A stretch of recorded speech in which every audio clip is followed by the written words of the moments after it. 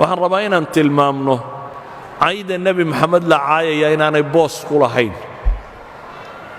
bale xagjirnimada reer galbeedka qaybo ka mida waxaa ka mid ah maanta France inaad maxraqadii yuhuudda wax ka sheegtaa waa xadhig, kuwii wax ka sheegayna waa la xidha. maalan qaar taariikhda qore qaar ka mida waxay yidhaahdeen 60 milyan may gaadhaynin dadkii yuhuudda meesha lagu dilay. cilladu waa maxay daliilkiinnu? waxay yidhaahdeen yuhuuddii jarmalka iyo intan degganaydba 6 milyan ma gaadhaynin taariikh ahaan markaannu xisaabinno. saa daraaddeed 6 milyan hadda may odhannin lama gubin, waxay leeyihin tiradaa inta ka yar. ka muslim ahaan aniga hadduu ninkii gubay qiranayo uu leeyahay 6 milyan baan gubay, iqraarku dee waa markhaati madoon, waa gubteen baynu leenahay, dan kama lihin. inaan idhaahdo yuhuud 6 milyan lama gubin waxba igama saaraa. hitler inuu faashista ahaa ama naazist ahaana murankuma jiro. hadday reer yurubku qirtaan oo yidhaahdaan 6 milyanoo dadaannu laynay, inkaar baa qabteen baynu leenahay. ma waxaan u difaaca ma yaallo. laakiin waxaan tilmaamayaa in la yidhaahdo mas'alo dhacdo uun xaqiiqo min xaqaa'iq dunya ka mida haddaad ka hadashana bini aadam dhaawac bay gaadhsiinaysaa. yuhuud la yidhaahdo 15 milyan dunidoo dhan markay joogaana, nebiyullaahi muxamed oo 2 bilyan oo qof rumaysan tahay marka la caayana waa xorriyatulkalaam inay noqotiyo xorriyatulqowl. oo maxaa tan kale xorriyatulqowl u noqon weyday? waa marka lagu doonayo. soomaalidu maxay odhan jirtay? la jiifiyaano bannaan, wadaad baa ul taagay bay soomaalida odhan jireen. marka la rabana waxaa la odhan jiray la jiifiyaano bannaan. waa la jiifiyaano bannaan sida u taalla. miidhiyaha iyo bulshada iyo waxoo dhammi wixii aanay doonaynin indhaha way ka laabtaan. ninka reer galbeed ee waxgaysta malafkiisaa la baadhaayo, maalinuun dhakhtar ma tegey, dad buu lahay haa wuu waallaa, beri buu dhakhtarka la kulmay. adiga ka waalani hadduu wax dilo waa muslim terroristu ahaa. hadduu waalan yahay uu ka soo baxo meesha uu ka soo baxo cidi faylkiisa dib uma eegto. idan waa la jiifiyaano bannaan baynu leenahay.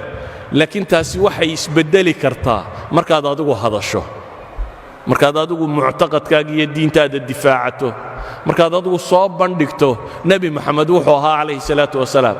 laakiin haddaad adba xishoonayso isleeday talow nebigii miyaad dee ma doodi karaysid maxaad tidhaahdaa? haddaanad adba nebigaagii garanaynin dee ma difaaci karaysid. waa marka labaad, haddaanu adiga qalbigaaga ku weynayn dee dadka kale wuu weynaa kama dhaadhicin karaysid. hadduu adiga qalbigaaga ku weyn yahay gaalkan yare dhafoorrada xiirtay oo aad dhafoorrada ka daba xiiranayso, oo gaalka surwaalka dabada dilaaciya waa qalbigaaga ku weyn yahay adna surwaalka dabada dilaacinayso. laakiin haddaad cumaamad ama koofiyad xidhato nebi armaad u ekaataabaad sileeday yaan dadku ku garannin. sacinka maaha yaan dadku ku garannin ee koofiyadya. idan hadduu agtaada ku weynaan waayo adigu waxaad rumaysnayd, adigu diinkaagii iyo waxaad rumaysnayd hadduu agtaada ku weynaan waayo, dadka kale agtooda nebi maxamed ha ku weynaado suurtagal maaha. markaynu innagu nebi maxamed weynayno calayhi salaatu wassalaam ayaa dadka kalena weynaynaya. innagay xilkeenna tahay markaasi. dadka in badan baan ogaynba wuxuu ahaa. intaanaan ka warramaynaa waa in taariikh baadhay oo wax baratay oo wax eegtay. laakiin dadka inta badan dee miidhiyahaasaa u warrama, maalinna sawir yaroo qaldan soo saaraya, maalinna hadal qaldan soo saaraya, kaasaa u warramaya. markaa dadku saasay u rumaysan yihin. idan waa xil idinka idin saaran inaynu bashariyada u sheegno nebi maxamed inaanu weynaynoo qurhe inuu yahay rasuulkii loo soo diree badbaadin lahaa aakhiriya adduunba, inuu muxamed yahay calayhi salaatu wasalaam. sala allahuma cala nabiyi muxamedin wcala alihi wasaxbihi wasalam, walxamdu lilaahi rabbi alcaalamiin.